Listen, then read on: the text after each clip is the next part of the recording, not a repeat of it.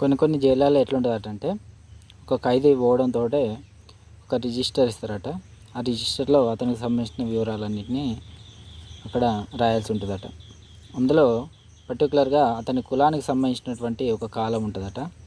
ఆ కాలంలో ఏం చేయాలట అంటే అతని కులం ఏంటిది అనేది అక్కడ రాయాల్సి ఉంటుందట. ఇక కులం అనేది రాసిన తర్వాత వెంటనే ఏం చేస్తారంటే ఆ కులాలకు సంబంధించిన వాళ్ళకు ప్రత్యేకమైనటువంటి పనులు అప్పచెప్తారట జైళ్ళలో. అంటే ఇక్కడ ఖైదీలను జైల్లోకి తీసుకుపోయిన తర్వాత ఏం చేస్తారంటే వాళ్ళతోటి పనులు చేయిస్తారు అన్నట్టు. అంటే కొంతమందితోటి వ్యవసాయం చేయించడం, కొంతమందితోటి వంటలు చేయించడం, కొంతమందితోటి ఊడిపించడం, ఇలాంటి పనులు చేయిస్తారు అన్నట్టు జైలు శాఖ వాళ్ళు.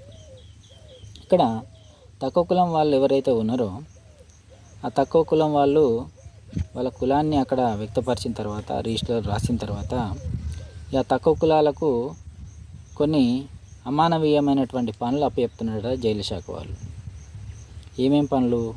ఊడవాలి, శుభ్రం చేయాలి, ఇటువంటి పనులు. అంటే శుభ్రం చేయడం అనేది రూములు బయట ఇవి మాత్రమే కాదు, ఈ రూములు బయట ఊడవడం ఇవి మాత్రమే కాకుండా, ఇవి మాత్రమే శుభ్రం చేసుడు ఇవి మాత్రమే కాకుండా మరుగుదొడ్లను కూడా ఊడిపించి మరుగుదొడ్లను కూడా శుభ్రం చేస్తున్నారట. అంటే ఈ జైలు శాఖ వాళ్ళ యొక్క ఉద్దేశంలో ఏంటిదని అంటే ఈ తక్కువ కులాలకు చెందినటువంటి వాళ్ళు ఈ పాకి పనులు చేయడానికే పుట్టిర్రు అని చెప్పేసి వాళ్ళ మనసులో మరి ఉండడం వల్లనే కదా ఇది వాళ్ళతోటి పాకి పనులు చేయించడం. ఎక్కువ కులాలకు సంబంధించిన వాళ్ళకేమో వంటలు చేయడం లాంటి పనులు అప్పచెప్తున్నారట. అంటే ఈ కులము అనేటువంటి పిచ్చి ఎక్కడికి పోయినా కూడా మనిషిని వదిలిపెట్టేటట్లేదు.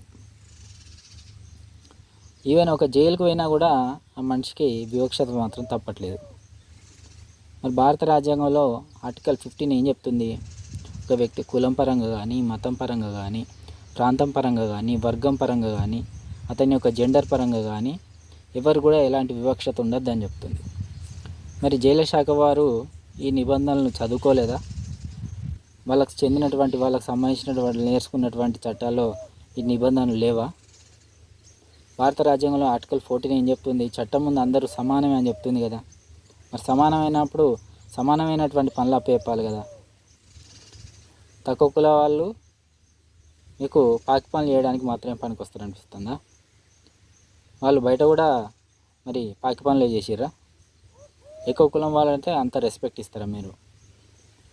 చాలా గొప్పవాళ్ళు మీరు. రేపు ఒక వ్యక్తి అట్రాసిటీ కేసు పెట్టాలంటే ఎక్కడికి పోతాడండి? పోలీస్ స్టేషన్ కాదా?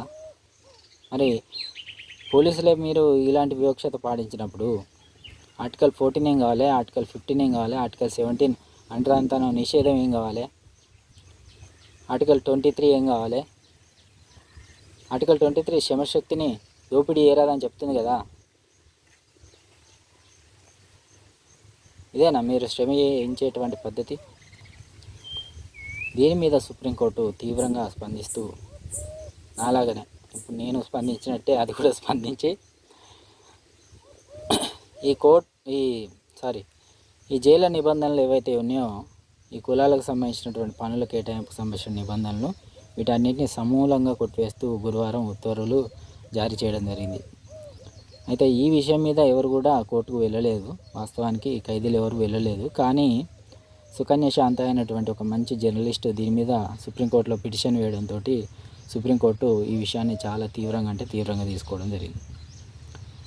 ఇక ముందు కులం పరంగా కానీ ఇంకా దేని పరంగా కానీ వివక్షత కనుక జైలులో కొనసాగితే ఆ కేసులను సుమోటోగా తీసుకుంటామని చెప్పేసి సుప్రీంకోర్టు హెచ్చరించడం జరిగింది.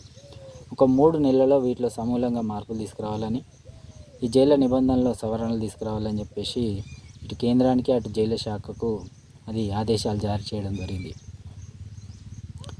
ఇంకా 75 సంవత్సరాలు భారతదేశం స్వతంత్రం వచ్చి కూడా దేశంలో ఈ కుల వివక్షత అంటరానితనం కొనసాగడం చాలా బాధాకరమని సుప్రీంకోర్టు ఆవేదన వ్యక్తం చేయడం కూడా జరిగింది. దీనిలో మార్పు రావాలని అంటే ఇది మంచిగా చదువుకున్నటువంటి అవగాహన కలిగినటువంటి వ్యక్తులు దీని మీద స్పందించాలి. దీనికి పరిష్కార మార్గాలు అనేది చూపించాలి. అంటే అందరూ జైలు శాఖలో అందరూ ఉన్నత విద్యావంతులే ఉంటారు. కానీ వాళ్ళకు చిన్నప్పటి నుంచి వాళ్ళ సమాజంలో చూసినటువంటి విధానాన్ని, కోణాన్ని మళ్ళీ తీసుకెళ్ళి ఆ జైళ్ళలో ఇంప్లిమెంట్ చేయడం అనేది చాలా బాధాకరం. సుప్రీంకోర్టు తీర్పు ద్వారానైనా కానీ దీనిలో మార్పు వస్తుందని చెప్పేసి నేనైతే ఆశిస్తున్నాను. సో ఖచ్చితంగా మార్పు రావాలి కూడా.